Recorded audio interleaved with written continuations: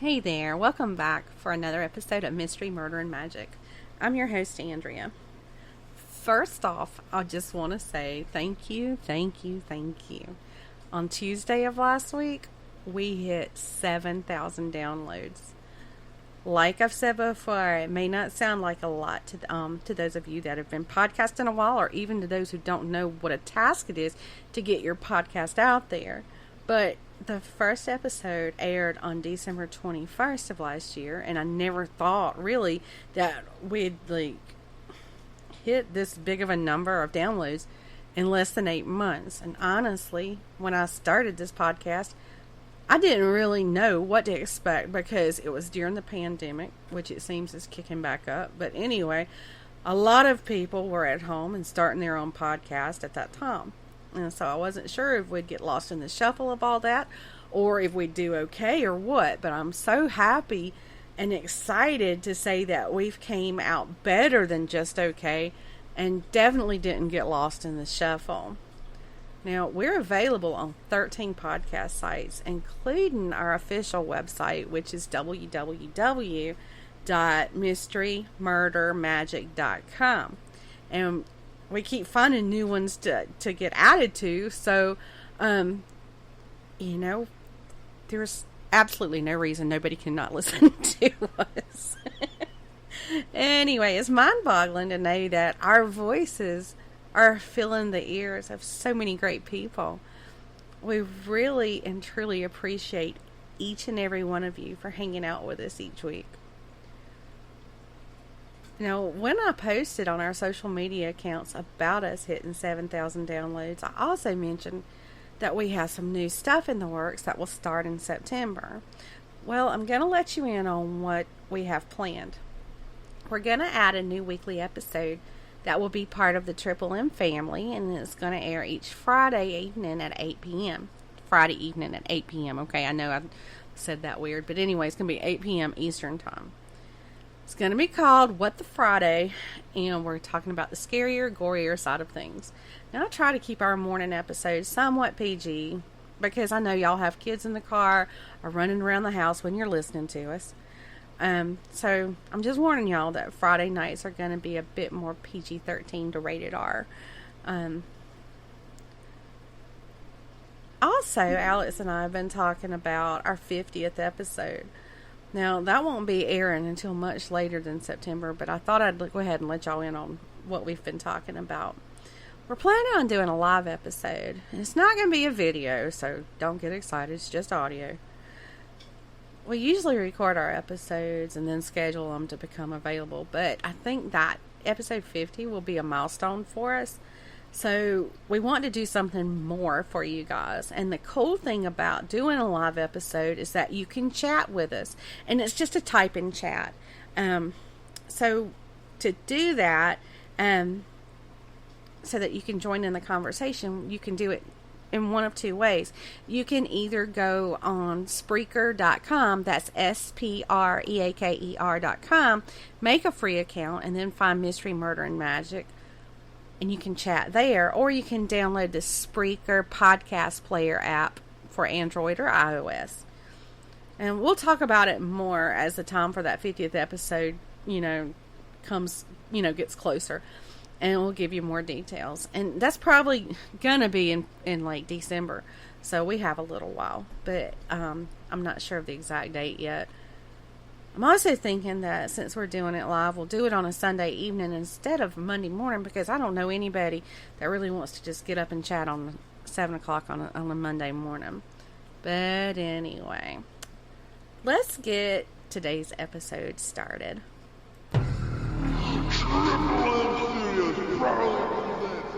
Mystery, murder,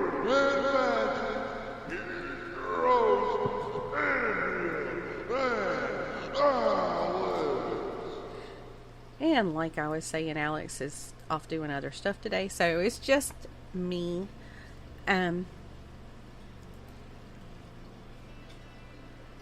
I just realized that I didn't even give a hint about what we're going to talk about today. But here we are about to start. So today we're going to talk about a lady by the name of Dr. Gisela Pearl. And she was quite the hero through World War II, and I'm going to tell you why. Gisela was born on December the 10th, 1907 in Hungary. But that part of Hungary that she was born in became Romania after the Trianon Peace Treaty was signed in 1920. Well, when she was 16 years old, she graduated at the top of her class. And not only was she at the top of her class, she was the only Jewish student, and she was the only female student. And Gisela's dream was to become a doctor, and she begged her father to send her to medical school. But at first, he didn't want her becoming a doctor because he was afraid that she'd forget her Jewish faith and break away from Judaism. But he finally gave in after some time.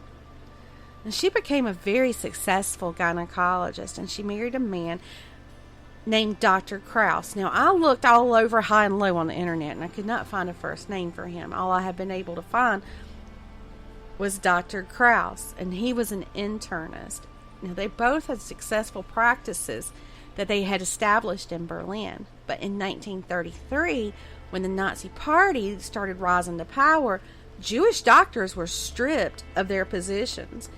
And Gisela, her husband, and her 2 children fled to their native Hungary, where they once again started practicing medicine. And they practiced until 1944, when the Gestapo started gathering people. They gathered Gisela, her husband, her young son, her parents, and extended family. And they rounded them up. And first they sent them to the ghetto, and then they sent them later to Auschwitz. Now, she did have a daughter, but that daughter was spared because prior to this happening, she had sent her to live with a non-Jewish family. Well, Gisela described the first glimpse she got of Auschwitz as billowing black clouds of smoke rising up from the crematoriums and crimson tongues of flame that licked the sky. And I just can't imagine what it would be like. The fear that would be in your heart as you took this train trip. I mean, you're crowded in like cattle cars with all these other people. And you had to know that sooner or later that you would die there in that hell. I mean, really. Now, after they arrived at the death camp, they were separated. Dr. Joseph Mengele, who was a German doctor and SS captain of Auschwitz, assigned Gisela and 4 other doctors to set up a hospital there in that camp. And even though she would be the camp gynecologist, she had all of her medical instruments taken away from her, and they told her that she wouldn't be needing those. And I should also mention that Dr. Mengele had the nickname of Dr. Death because of his inhumane experiments that he performed on people there in that camp. At first, Gisela did normal tasks, or what was normal for a hospital, like bandaging wounds, treating broken bones, and stuff like that. But soon she was assigned to more devious duties. Dr. Mengele told her that it was her duty to report any and all pregnant women to him. But he told her that it was so they could be sent to another camp where they'd receive better treatment and nutrition. So once the women had heard that, they would be sent somewhere else because Auschwitz was such a hellhole, they started running up to this doctor telling them that they were pregnant. But it didn't take long for Gisela to figure out what was really going on. Dr. Mengele was using these women and their unborn babies as experiment subjects. When he was finished experimenting with them, 2 lives would be thrown in the crematorium. Gisela decided that she had to do something about this so that not one more pregnant woman lost her life in this horrible place. A lot of the women, they would arrive at the camp already pregnant, but others weren't and would become pregnant there at the camp because rape was a very common thing there. And get this, many of the rape victims were blamed for seducing the men who raped them. Most of the sexual exchanges there in the camp were not consensual, but Gisela and many of the other women learned that if they were going to survive there, even just briefly at Auschwitz, they would have to use sex for that leverage. When Gisela arrived, she was given a pair of shoes that were made for men and weren't even close to the right size for her.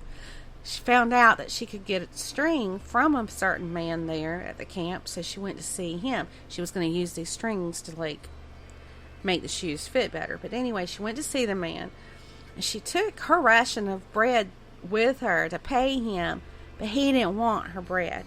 He wanted her body. And although it went against everything she believed, she knew that she needed her shoes to get her back and forth to work, so she submitted to him. And I'm sure she probably felt dirty afterwards, but she did it so that she could survive and help these other women survive. So back to these pregnant women. When Gisela would learn of a pregnant woman there at the camp, she would explain to the woman what would actually happen to her. She told them that while they tempted them with better nutrition and probably other lies, the SS would use her and her unborn baby as guinea pigs, then toss them away like trash. So Gisela would perform abortions, and these abortions would take place in the middle of the night, and she would carry them out with her bare hands, because remember, she had her tools and pretty much everything taken away from her, plus she had no medicines or bandages or even antibiotics. And instead of having a sanitary hospital environment to perform these abortions in, she had to perform them either on dirty floors or cots in the barracks there in the camp. Now, abortions weren't all she did to help these imprisoned women. She'd also treat the wounds that the SS would inflict on these women's breasts with their whips and from beatings, and she treated them for countless other conditions. And as you know, the conditions there in the concentration camp were horrendous, and those imprisoned were suffering because of it. She said in her autobiography that was called "I Was a Doctor in Auschwitz" that she would heal people with her voice, and she would tell them that they would soon have birthdays again, or that they would soon sing again. Because sometimes soothing words are all we need, to feel better and to heal. Well, in 1945, Russian troops were approaching the camps, so the SS discontinued using the gas chambers and shut down the concentration camps. Gisela was first sent to a camp near Hamburg and then on to Bergen-Belsen. Finally, the war ended and the camp was freed, so Gisela spent the next couple of months searching for her family. But she learned that although she had saved countless lives, her own family had not survived, and she was heartbroken. Her husband had been beaten to death just before the liberation, and her son, who was just a teenager, had died in a gas chamber. She did find out that her daughter had survived, but the grief and guilt and so many other emotions weighed on her so heavily from the Holocaust that she attempted suicide in 1947 by poisoning herself. But she survived that, and she was taken to a convent in France to recover. Later that year, she came to the United States to speak to the doctors and other professionals about what went on during the Holocaust. Well, while she was in the United States, Eleanor Roosevelt, sorry about that, invited her to lunch, but she declined, saying that she was kosher. But Miss Roosevelt insisted, and she provided her with a kosher meal.